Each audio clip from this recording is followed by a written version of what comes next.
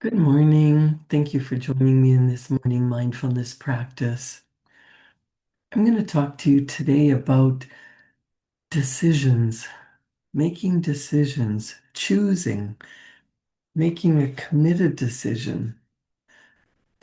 Bob Proctor, who was my mentor, wrote several articles and he talked about decision all the time. And he said nothing happens without making a decision. In his chapter, Decision in the ABCs of Success, Bob Proctor says, I once heard it said that the world will forgive you if you make mistakes, but that life will not forgive you if you fail to make decisions. He said, with all the material that has been written on the subject of personal power, I seldom hear that decision making is the first principle in the development of your personal power. The fear of making a decision is the result of fearing to make a mistake. And as Aldous Huxley once wrote, the fear of mistakes has a greater impact on you than making the mistakes. He suggests that now would be a good time for you to get a notepad and write down 3 areas that affect you daily. Here's 3 areas that affect you every single day. Number 1, where you are. He always said where you are is the starting point. It doesn't matter where you are, but where you are is the starting point. So number 1 is where you are. Number 2 is where you want to be. You know, I hear people talking all the time about they want to be happy, they want to be healthy, they want to be wealthy, they want to be loved, they want to be purposefully employed, they want a better life, they want a nicer house. Everybody wants more. So, number 2, if you want to write this down, where you want to be. That's an area that affects you every day. Just think about how many times you talk about where you would rather be than where you are. Where do you want to be? And number 3, the steps needed to bridge that gap. If you think about that, what do you really want and where you really are now? Number 3, the steps needed to bridge the gap. Well, most of the time people shut down as soon as they start to really think about what they really want, because if you start to think about the steps needed to get where you want, to bridge the gap between where you are and where you want to be, there's nothing in your history, nothing in your past that could suggest that you're capable of doing what you want in the future. So you just go, oh, that'd be nice someday, but I couldn't do that. That would take too long. It's going to be too hard. And you can't see a path. And so you just shut down. You just turn around and go back to the comfort zone, to safety, to what you know, even if what you know isn't what you really want. Bob Proctor says this process will put you face to face with the decisions you must make. As with every decision, there is the worst that could happen to you and the best that could happen to you. Write down each side. What's the worst that could happen? And what's the best that could happen? And ask yourself, what would you do if the worst happened? And then think of how much more beautiful life will be when the best happens. Isn't it funny that if we really think about what we want, and instantly our logical, realistic mind kicks in and says, what if it doesn't work? What if I'm criticized? What if I fail? What if people make fun of me? What if people think I'm stupid? What if the worst happens? Well, it's very rare that a person would become homeless because of a decision that they made. It is very rare that the worst possible outcome would happen, and yet that's where we tend to instantly go.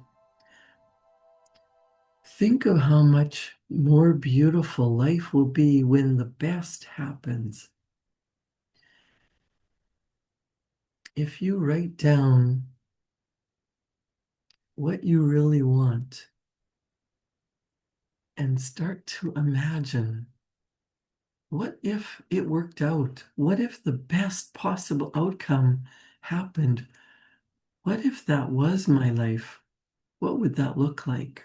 What would that feel like? How much happier I would be, how much wealthier I would be, how many more opportunities and advantages and things I could do if it worked out.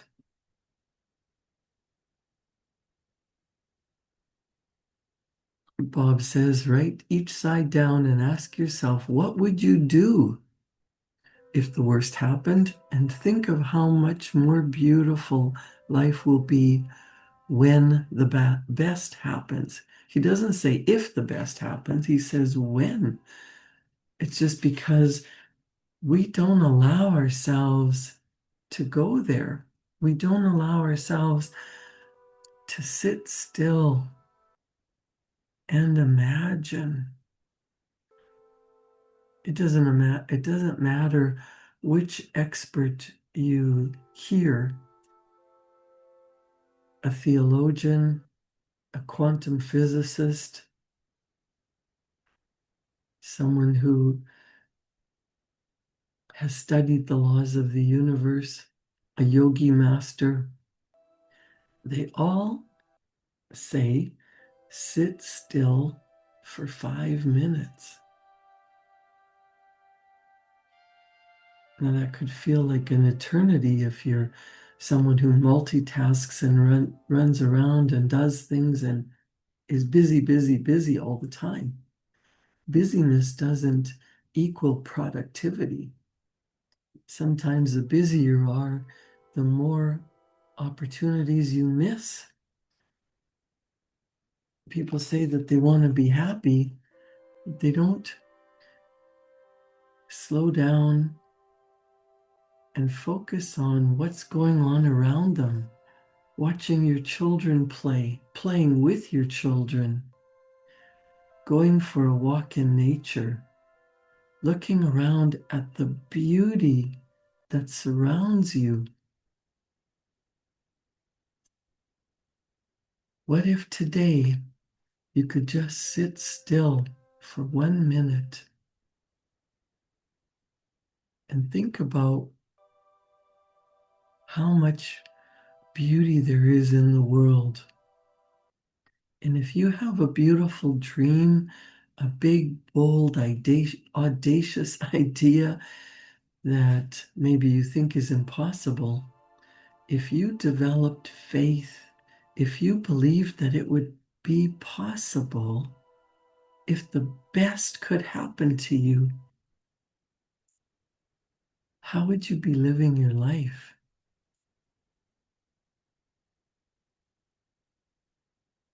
What difference would it make in your life and in the lives of the people you love if you really were living that beautiful life?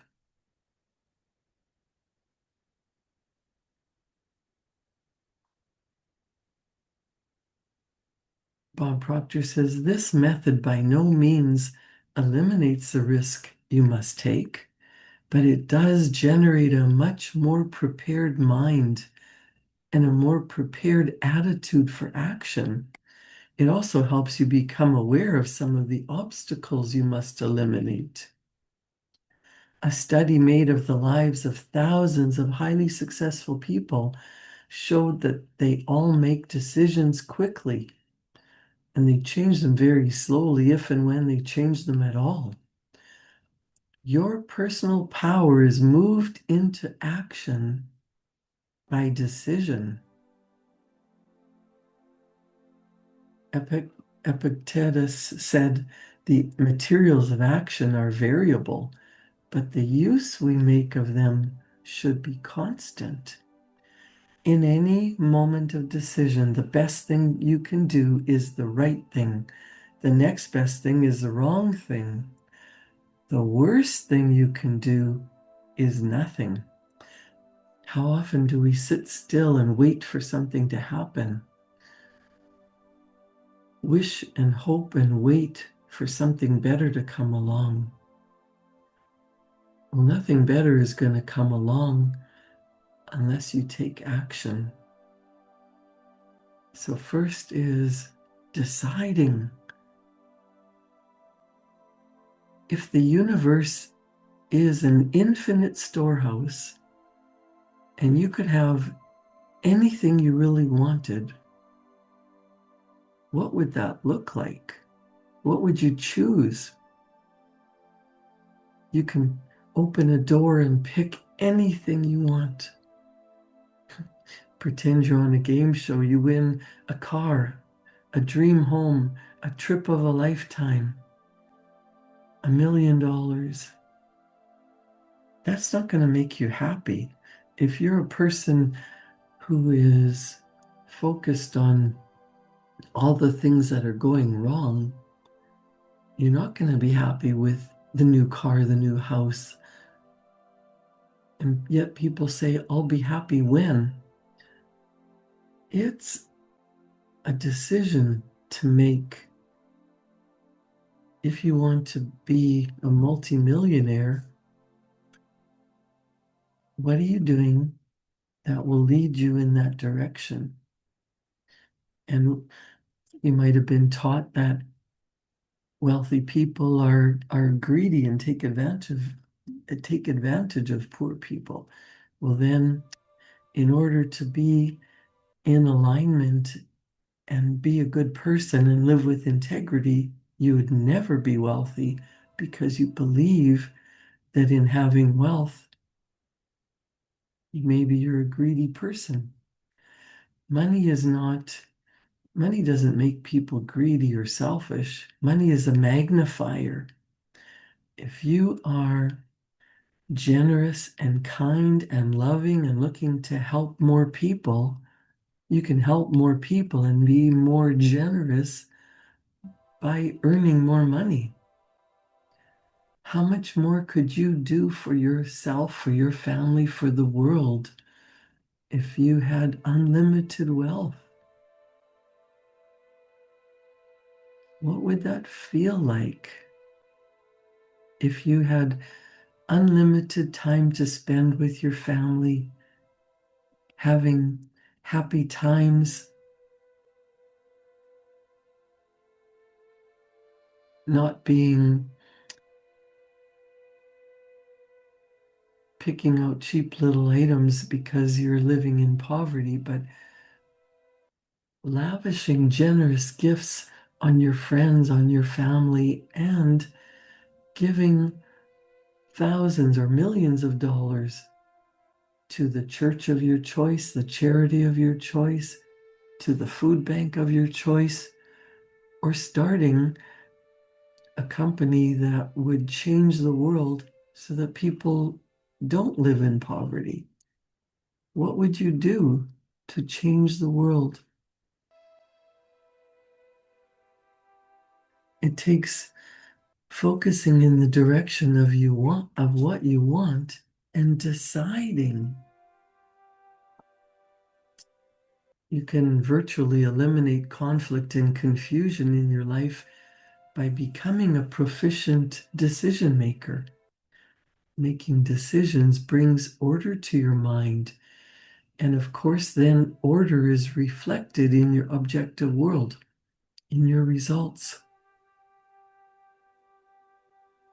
Bob Proctor says there is a single mental move you can make which in a millisecond will solve enormous problems for you. It has the potential to improve almost any personal or business situation you will ever encounter. And it could literally propel you down the path to incredible success. We have a name for this magic mental activity. It's called decision. Decisions, or the lack of them, are responsible for the making or breaking of many careers. People who have become very proficient at making decisions without being influenced by the opinions of others are the same people whose annual incomes fall into the 6 and 7 figure category. However, it's not just your income that's affected by decisions. Your whole life is dominated by this power. The health of your mind and body, the well-being of your family, your social life, the type of relationships you develop, they're all dependent on your ability to make sound decisions. You would think anything as important as decision making, when it has such far-reaching power, would be taught in every school, but it's not. To compound the problem, not only is decision making missing from the curriculum in our educational institutions, up until recently, it's also been absent from most of the corporate training and human resource programs available. Think about how people raise children. Oftentimes, we tell them what to do, and we tell them they have to choose.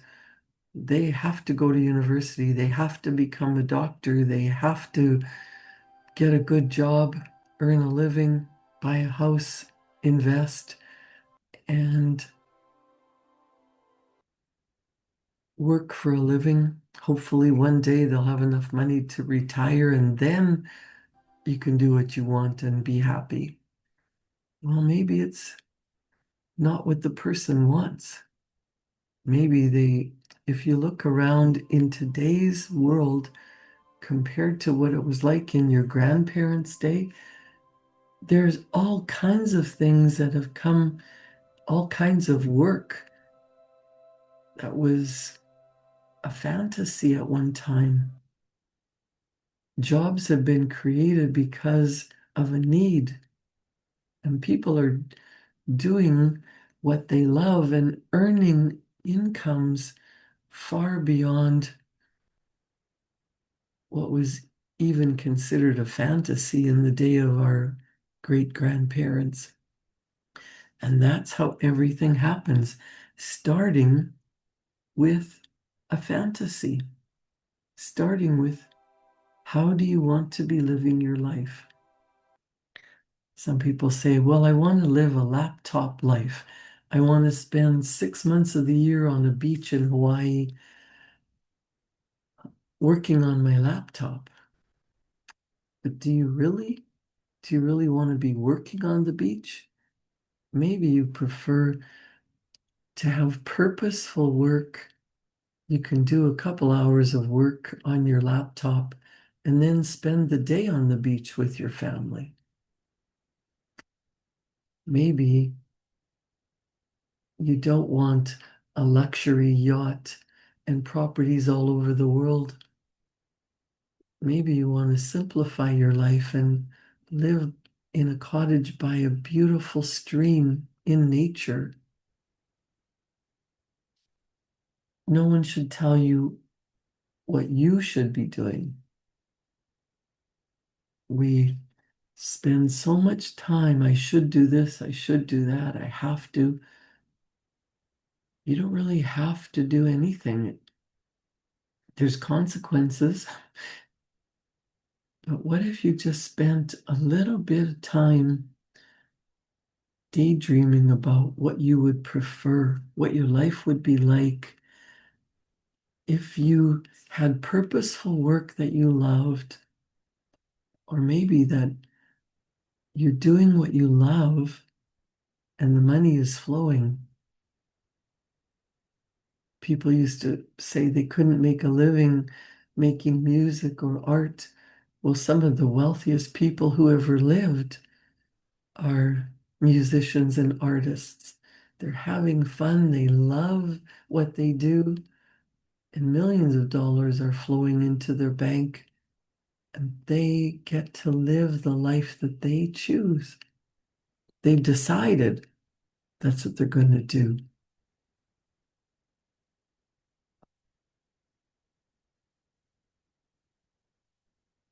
Decide what you really want, and then spend some time visualizing not only what it would look like and write down what it would look like, but how are you feeling? You've made the decision. Your life is what you choose. You're happy, healthy, loved. You get joy from doing your work, providing service to others from your heart. You're changing lives. How'd that feel?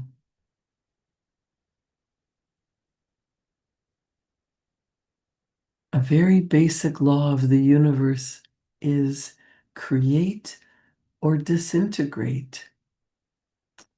Bob Proctor says indecision causes disintegration.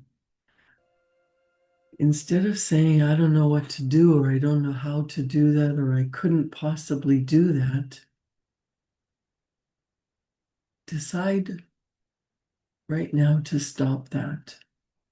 Indecision is created because of ambivalence.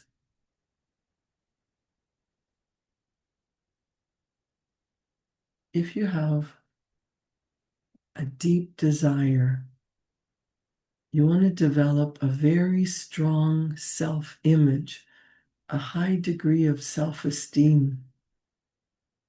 Don't be afraid of making a mistake. Don't be afraid of errors. Decision making is something that you really can't avoid. You are the sum total of your thoughts.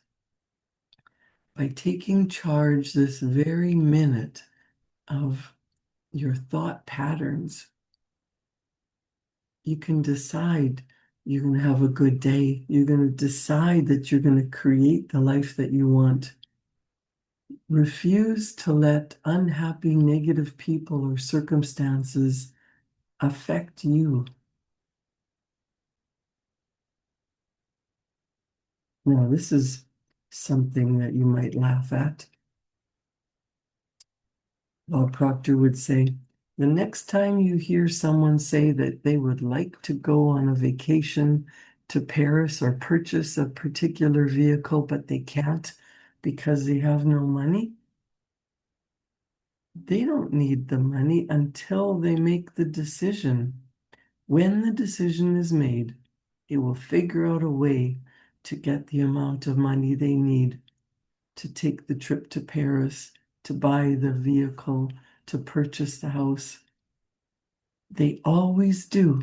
Think about the times that you have had a vision, a goal, a deep desire, something that you wanted more than anything. Didn't you make sure that you went after it until you got it? It takes focusing on what you want, writing about it, using your beautiful mind to pretend that you're already there, it's already accomplished, it's done. And write it down as if it's already happened. I am so happy and grateful. Wow, this is my life. I made the decision. I went after what I wanted. I got what I deserved. I got what I wanted. And you're going to want more. That's not greed. That's not being selfish. That is the spiritual side of you wanting more life, wanting further expression. You are a spiritual being embodied in a physical body. Your body is an instrument of your mind.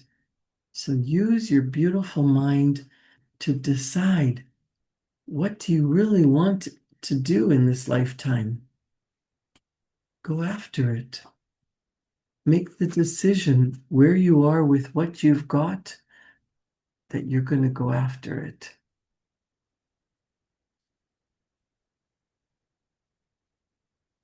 When you have a vision of a better way of life and you think about it, you dream about it, you write about it, and you feel what it would be like, and you spend some time in quiet solitude, your intuition will kick in and you will get fantastic ideas. They just come to you out of the blue when you're relaxed, when you're at ease, when you're in the state of well-being. Write those ideas down. Sometimes they're going to be silly and you wonder how that could possibly change anything, like taking a different route to work. You don't know why you got the impulse to take a different street.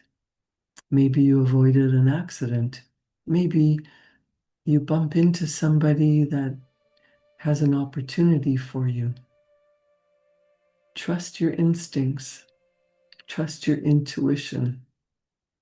Your intuition is that higher version of you that knows what you want, knows where you want to go, and is giving you subtle little nudges.